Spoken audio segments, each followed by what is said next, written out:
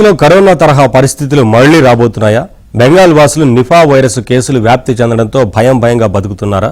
Corona virus వ్యాపిస్తే పరిస్థితులు ఎలా ఉండబోతున్నాయి? నిఫా వైరస్ అరికట్టేందుకు ఎలాంటి చర్యలు తీసుకోబోతున్నారు?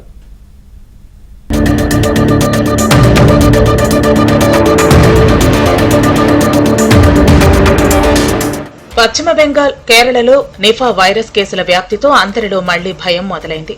కరోనా రోజులు మళ్లీ రానున్నాయా అంటూ దేశవ్యాప్తంగా చర్చ జరుగుతోంది.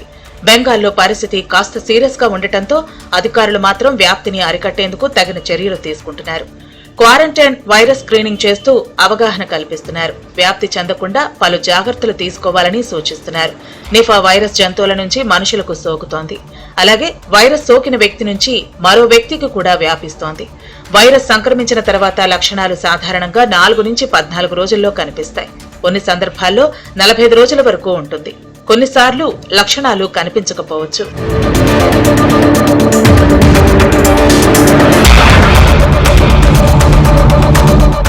నిఫా వైరస్ పశ్చిమ బెంగాల్లో 200 మందికి పైగా సోకినట్లు సమాచారం.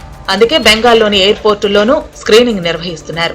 బంగ్లాదేశ్లో ఇది చాలా ఎక్కువగా ఉంది. ఈ వైరస్ సోకితే మరణాల రేటు 40 నుంచి 75% వరకు ఉండవచ్చు. అంటే కరోనా వైరస్ కన్నా డెత్ రేటు 10 రెట్లు ఎక్కువ. అందుకే నిఫా వైరస్ విషయంలో అప్రమత్తంగా ఉండాలి. ఎందుకంటే ఇది ప్రమాదకరమైన అంటువ్యాధి. పైగా మనిషి మెదడుపై దాడి చేస్తుంది.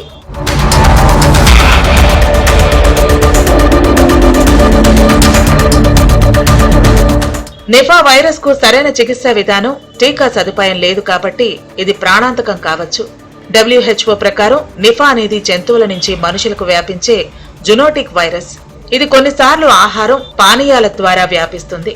నిఫా వైరస్ సోకితే జ్వరం, తలనొప్పి వస్తుంది. తర్వాత దగ్గు, శ్వాస తీసుకోవడంలో ఇబ్బంది వంటి శ్వాసకోశ సమస్యలు వస్తాయి.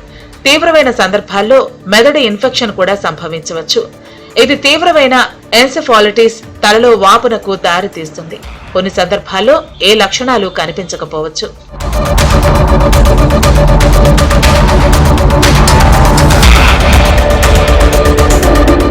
నిఫా వైరస్ నివారించాలంటే చెట్టు నుంచి పడిపోయిన సగం లేదా కుళ్ళిన పండ్లను తినవద్దు లేదా ముట్టుకోవద్దు.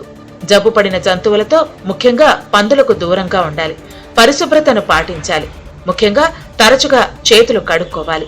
వైరస్ సోకిన జంతువులు లేదా వ్యక్తుల చుట్టూ ఉండే తగిన దుస్తులు, మాస్కులు ధరించాలి. వైరస్ సోకిన వ్యక్తిని ఐసోలేషన్ లో ఉంచాలి. అయితే నిపాకి, కోవిడ్ కి మనం గనక కంపేర్ చేసి చూసినట్లయితే, ఒకవేళ ఒక పేషెంట్ కి నిపా వైరస్ వచ్చినట్లయితే ఆ పేషెంట్ కి ప్రమాదం జరిగే అవకాశం కోవిడ్ కన్నా ఎక్కువ. కానీ కోవిడ్ ట్రాన్స్మిట్ అయినంత ఫాస్ట్ గా నిపా వైరస్ ట్రాన్స్మిట్ కాదు. అంటే కోవిడ్ వచ్చినట్టుగా అందరికి టకటక ఒకరి నుంచి అందరికి రాదు. అందువల్ల ఏం భయపడాల్సిన అవసరం లేదు. మరీ క్లోజ్ కాంటాక్ట్ లో ఉండి పేషెంట్ తో ఉంటే వచ్చే అవకాశం ఉంటుంది. లేకపోతే బ్యాట్స్ నుంచి ప్రధానంగా వచ్చే అవకాశం ఉంటుంది. కాబట్టి బ్యాట్స్ ఇన్ఫెక్ట్ చేసిన ఫుడ్స్ ఏమన్నా రాగా తింటే, అంటే వండకుండా తింటే కనుక ఉంటుంది. బంగ్లాదేశ్ లో ఇంతకు ముందు ఉండేది, మలేషియాలో ఇంతకు ముందు నిపా వైరస్ ఉండేది, కేరళలో మనం నిపా వైరస్ చూసాం. దీంతో ఏంటంటే మనం వండకుండా ఉన్నది రా డేట్ పామ్ శాప్ అంటారు అనమాట. అలాంటిది ఏదన్నా మన కళ్ళులాగా వాళ్ళు డేట్ పామ్ శాప్ తీసుకుంటారు. దాని మీద బ్యాట్స్ ఏమన్నా వాలినప్పుడు దాంట్లోపల కంటామినేట్ అయితే అది మనం కన్జ్యూమ్ చేస్తే వచ్చే అవకాశం ఉంటుంది. లేకపోతే బాగా ఇన్ఫెక్ట్ అయిన వ్యక్తిని మనం క్లోజ్ గా అలాగే ఎక్కువ రోజులు మనం కలిసి ఉంటే వచ్చే అవకాశం ఉంటుంది. జస్ట్ ఒకళ్ళు మొహం మీద దగ్గరలో ఉన్నా గానీ, లేకపోతే చేతిలో కాంటాక్ట్ అయినప్పుడు కానీ వచ్చే అవకాశం చాలా చాలా తక్కువ. ఇప్పటికే ఈ నిపా వైరస్ గురించి అనేక భయాందోళనలు జరుగుతున్నప్పటికీ ఎవరూ భయపడాల్సిన అవసరం లేదు. నిపా వైరస్ చికిత్సకు ప్రస్తుతం యాంటీవైరల్ మందులు అందుబాటులో లేవు. ఈ వైరస్ కి ఇంకా టీకా లేదు. వైద్యులు లక్షణాలను తగ్గించడానికి మాత్రమే ప్రయత్నిస్తారు. లక్షణాలు నియంత్రించే వరకు చికిత్స కొనసాగుతుంది. రోగికి సరైన సంరక్షణ చాలా ముఖ్యం. నిఫా వైరస్ సోకితే రోజుకు కనీసం 7 నుంచి 8 గ్లాసుల నీరు తాగాలి. తగినంత విశ్రాంతి అవసరం. వికారం, వాంతులు నియంత్రించడానికి మందులు వెంటనే తీసుకోవాలి. శ్వాస తీసుకోవడంలో ఇబ్బందులు ఉన్నవారికి ఇన్హేలర్లు లేదా నెబ్యులైజర్లు అందుబాటులో ఉంచాలి.